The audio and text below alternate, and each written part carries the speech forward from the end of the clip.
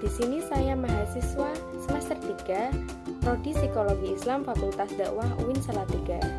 Sebelumnya, saya ingin membahas tentang materi remaja guna memenuhi tugas ulangan tengah semester pada mata kuliah Psikologi Perkembangan. Nah, apa sih remaja itu? Nah, remaja adalah masa transisi yang ditandai oleh adanya perubahan fisik, emosi, dan psikis. Masa remaja juga suatu periode masa pematangan organ reproduksi manusia dan sering disebut pubertas. Remaja adalah kelompok penduduk yang berusia 10-19 tahun. Remaja akan mengalami masa pubertas pada awal memasuki usia remaja. Perempuan terjadi pada usia 9-13 tahun, sedangkan laki-laki pada usia 10-14 tahun. Pubertas ditandai dengan perubahan primer dan sekunder. Perubahan primer menjadi awal seseorang mengalami pubertas. Pada laki-laki ditandai dengan mimpi basah, sedangkan perempuan mengalami menstruasi. Perubahan fisik pada laki-laki pada memasuki masa pubertas yang pertama, jakun mulai tumbuh suara berubah menjadi lebih berat. Lalu mulai tumbuh kumis. Dada lebih tegap atau bidang, produksi keringat semakin banyak, tumbuhnya rambut halus pada ketiak dan sekitar alat kelamin. Sedangkan perubahan fisik pada perempuan, yang pertama suara menjadi nyaring, tumbuh jerawat di wajah, payudara membesar, produksi keringat semakin banyak, pinggul membesar, tumbuhnya rambut halus pada ketiak dan sekitar alat kelamin. Remaja awal yaitu seorang remaja pada tahap ini itu berusia 10-12 tahun, yang dimana masih terheran-heran akan perubahan-perubahan yang terjadi pada tubuhnya sendiri dan dorongan-dorongan yang menyertai perubahan-perubahan itu. Mereka mengembangkan pikiran-pikiran baru, cepat tertarik pada lawan jenis, dan mudah terangsang secara erotis. Kepekaan yang berlebihan ini ditambah dengan berkurangnya kendali terhadap ego.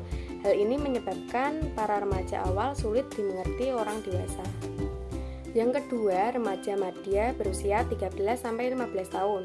Pada tahap ini, remaja sangat membutuhkan kawan-kawan. Ia senang kalau banyak teman yang menyukainya.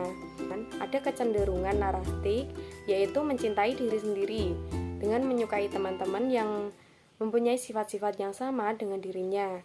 Selain itu, ia berada dalam kondisi kebingungan karena ia tidak tahu harus memilih yang mana, peka atau tidak peduli, ramai-ramai atau sendiri, optimis atau pesimis, idealis atau materialis, dan sebagainya. Remaja pria harus membebaskan diri dari Oedipus kompleks atau perasaan cinta pada ibu sendiri pada masa kanak-kanak dulu, yaitu dengan mempererat hubungan dengan kawan-kawan dan lawan jenisnya.